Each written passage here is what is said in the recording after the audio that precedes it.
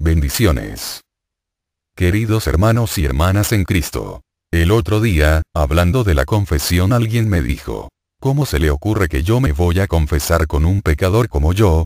Yo me confieso con Dios y punto. Entro en mi habitación, oro con fervor y Dios me perdona. Le contesté que el asunto no es tan simple. Muchas veces acomodamos la religión a nuestra manera, y así pasa también con la confesión. La confesión no es solamente pecar, orar y listo. Hay que buscar a un sacerdote. Hacer un gran acto de humildad. Decirle sus pecados. Y luego recibir una corrección fraterna y la absolución del sacerdote de la iglesia. Eso no lo han inventado los sacerdotes. Hay claras indicaciones en la Biblia y como a mí me gusta siempre usar textos bíblicos para corroborar lo que expongo, se los mostraré. La Biblia habla claramente acerca del perdón de los pecados. Con este video no quiero ofender a nadie, pero seguro me criticarán algunos hermanos que son algo sectarios. Pero lo que me mueve a hacer esta disertación es el amor a la verdad. Ya que solamente la verdad nos hará libres, como dice en Juan 8:32. ¿Qué nos enseña la Biblia acerca del perdón de los pecados? Jesús perdona los pecados. En el Antiguo Testamento el perdón de los pecados era un derecho solo de Dios. Ningún profeta y ningún sacerdote del Antiguo Testamento pronunció absolución de los pecados.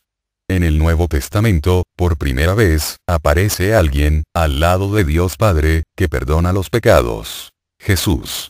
El Hijo de Dios dijo de sí mismo: el Hijo del Hombre tiene poder de perdonar los pecados en la tierra.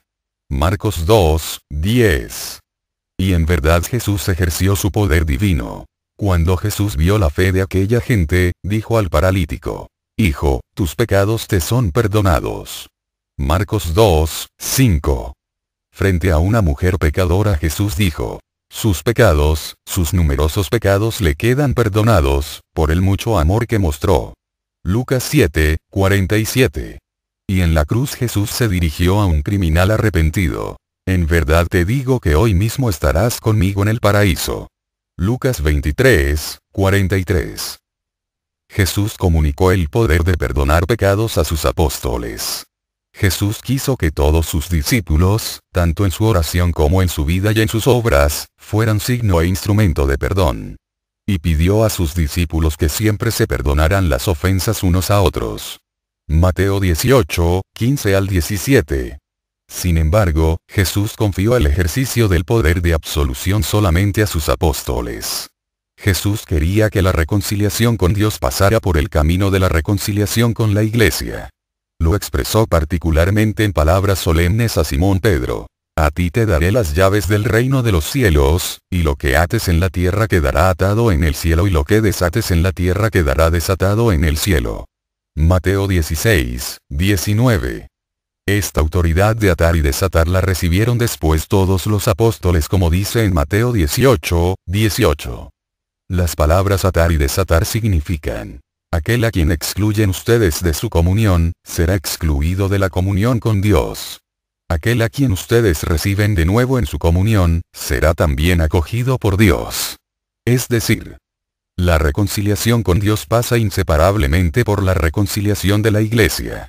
El mismo día de la resurrección, Jesucristo se apareció a los apóstoles, sopló sobre sus cabezas y les dijo: reciban el Espíritu Santo.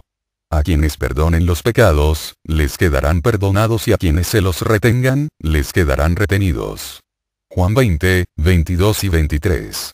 Y en la iglesia primitiva ya existía el ministerio de la reconciliación, como dice Pablo: todo eso es la obra de Dios, que nos reconcilió con Él en Cristo, y que a mí me encargó la obra de la reconciliación. Segunda de Corintios 5:18. Los apóstoles comunicaron el poder divino de perdonar pecados a sus sucesores.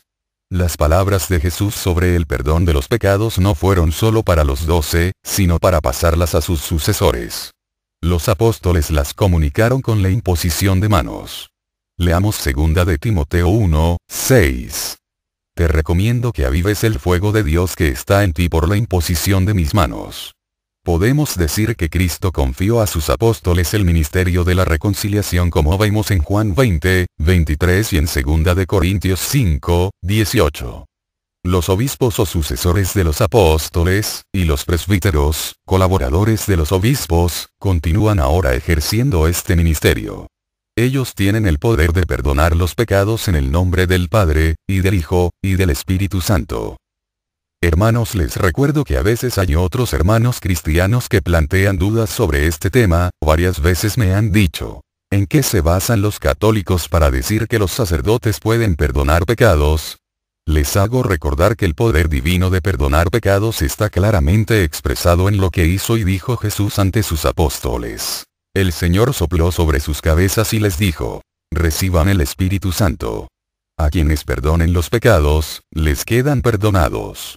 Y a quienes se los retengan, les quedan retenidos. Juan 20, 22 y 23. Los apóstoles murieron y este don fue transmitido a los obispos y estos a su vez lo transmitieron a los presbíteros, o sea a los sacerdotes. Otro tema que cuestionan algunos hermanos es, ¿para qué decir los pecados a un sacerdote, si Jesús simplemente los perdonaba? Es verdad que Jesús perdonaba pecados sin escuchar una confesión. Pero el Maestro Divino leía claramente en los corazones de la gente, y sabía perfectamente quiénes estaban dispuestos a recibir el perdón y quiénes no. Pero como los obispos y sacerdotes no leen en los corazones de los pecadores, es lógico que el pecador tiene que manifestar los pecados. No basta una oración a Dios en medio de nuestra intimidad. Luego el sacerdote, guiado por el Espíritu de Dios que siempre perdona, juzgará y pronunciará la absolución. Yo te absuelvo de tus pecados en el nombre del Padre y del Hijo y del Espíritu Santo. Y a veces, hermanos, hay otra duda que se plantean mis hermanos ya que dicen, pero el sacerdote es pecador como nosotros. Y yo les respondo, también los 12 apóstoles eran pecadores y sin embargo Jesús les dio poder para perdonar pecados. El sacerdote es humano y dice todos los días, el yo pecador. Y la Escritura dice, si alguien dice que no ha pecado, es un mentiroso. Primera de Juan 1, 8. Recordemos que Jesús fundamentó la iglesia sobre Pedro sabiendo que Pedro era también pecador.